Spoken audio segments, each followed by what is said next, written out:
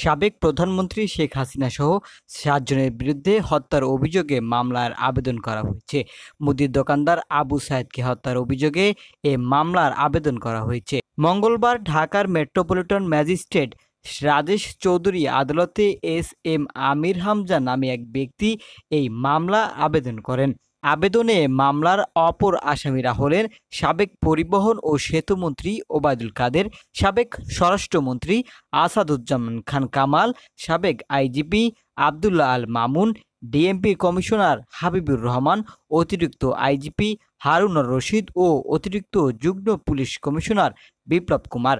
গত ৫ আগস্ট শেখ হাসিনা প্রধানমন্ত্রীর দায়িত্ব থেকে পদত্যাগ করার পর এই প্রথম তার বিরুদ্ধে কোনো মামলা দায়ের করা হলো। উল্লেখ্য, গত ১৯ জুলাই বিকেল ৪টায় মোহাম্মদপুর থানাধীন বছিলা ৪০ ফিট চৌরাস্তায় আবু সাঈদ কোটা আন্দোলনের সমর্থনে চলমান মিছিলে পুলিশের গুলিতে মারা যান।